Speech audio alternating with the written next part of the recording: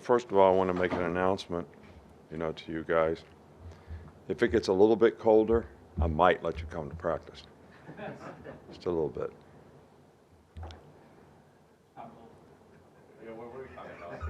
Just because you wouldn't come. I would.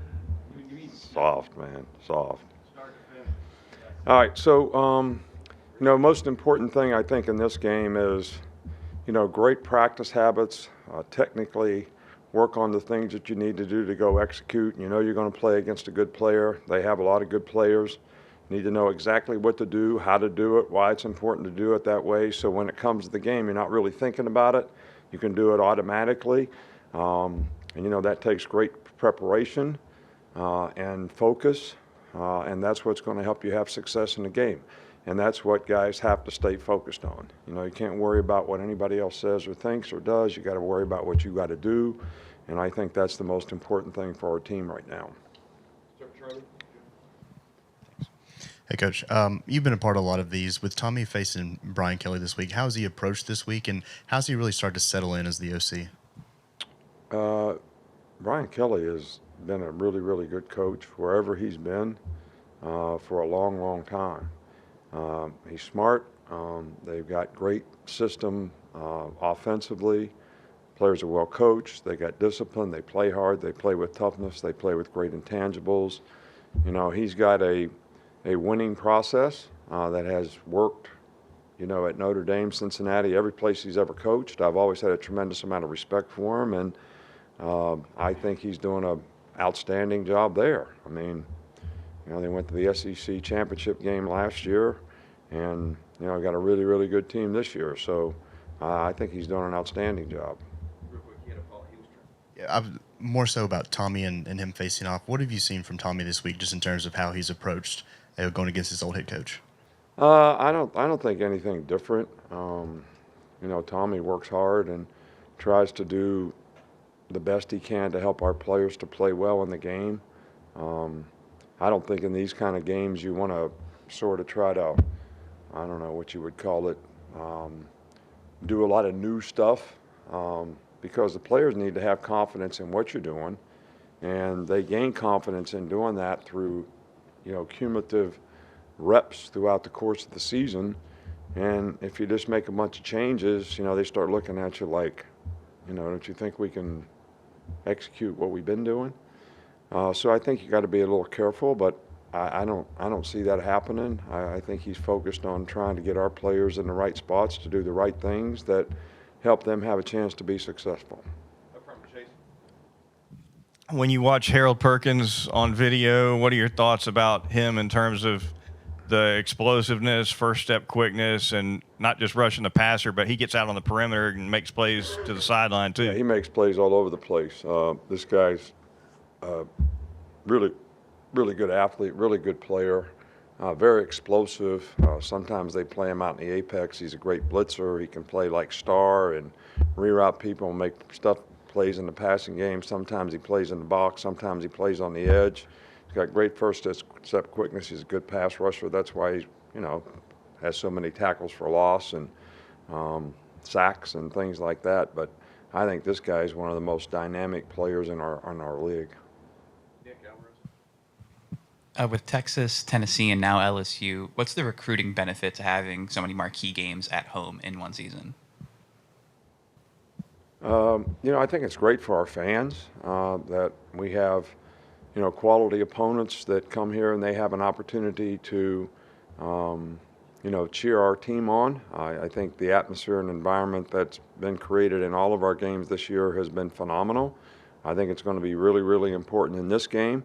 I thought it was absolutely as good as it ever gets in the Tennessee game, which I think had an impact on the game and affected them. And I think it's going to be important that we have that same kind of atmosphere in this game. But I think it's exciting for our fans. I know our players, love playing in Bryant-Denny Stadium, and big games are, always something that you look forward to playing, especially in front of an enthusiastic home crowd.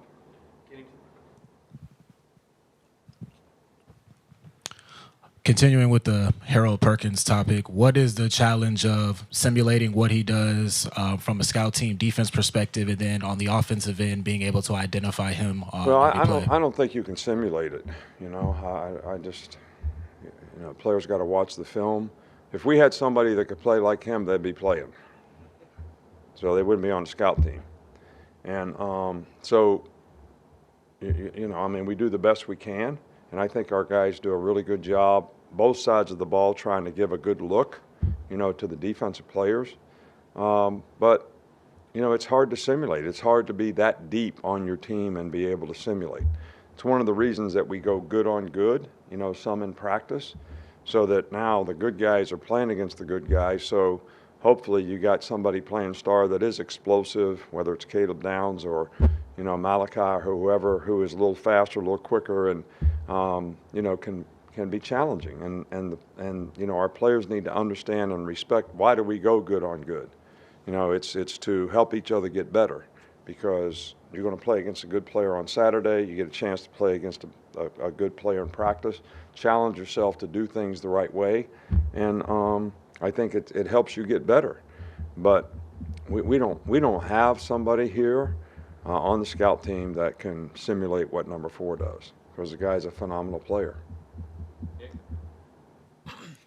Yeah, you've talked about the 60-minute game and maintaining intensity for 60 minutes. Players have talked about it too. What do you think it's going to take for that to finally happen for this team to get that in a full 60-minute game? Well, they have to make a choice and a decision to do it. All right, they got to understand the level of intensity that has to be sustained, the sense of urgency that has to be sustained, and how smart you have to be, which goes back to the preparation that you had, so that you're not making mental errors, because you're playing smart and you're playing with good intelligence. All right, so you got immediacy, intensity, and intelligence. Those 3 things, sustained for 60 minutes to a high standard, that's the challenge. And you have to make a choice and decision to do that. And it doesn't just happen in the game. It's got to be a habit. If you practice at a high level all the time, you'll be able to play in the game at a high level all the time. If you don't do it in practice and you think you're going to be able to do it in the game, probably not going to happen. We keep harping, we keep teaching. Every time we get the opportunity to point out to a player, this is an opportunity for you to learn how to sustain better in the game, we want to try to do it. Tony?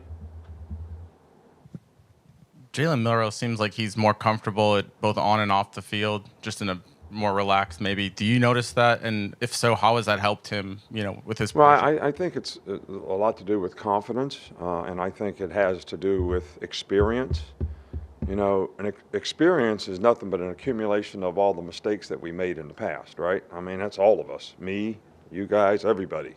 So when you learn from all those things, which Jalen has, and he's done a really good job of that, and you stay positive, then you start to develop confidence, because you start making plays and doing things right on a more consistent basis. And I think it makes you feel good about yourself, and it makes you impact other people around you because of the way you carry yourself. And I think that's started to happen, and hopefully we can continue to build on that. Coach, on Monday you outlined LSU's skill position players. With so many different great skill position players, what kind of challenge does that present the defense, and how much challenging that is that on you as far as personnel packages for your defense? Well, they got a lot of good players, and I think that if you single out one guy from a skill standpoint, even though number 8's been phenomenal, all year, so is number 11. They got some other guys. The tight end's a really good player. The running back's a really good player. The quarterback's a really good player. So what it comes down to is everybody's sort of got a personal challenge that they have to, get their job done, all 11 guys.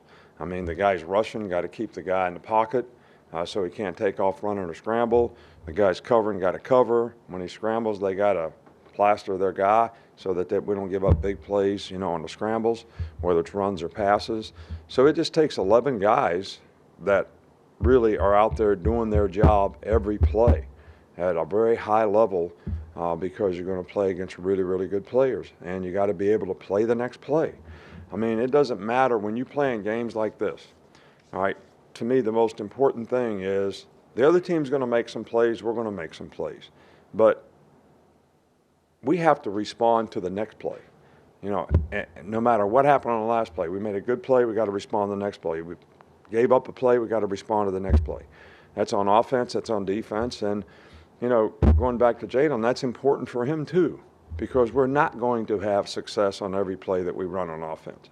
All right, but how you respond to those things help you sort of stack some positives, all right, and not get frustrated, don't get down on yourself, just keep on focusing on the next play. All right, what's happening now? This next play is the most important thing, and do that one play at a time for 60 minutes in the game.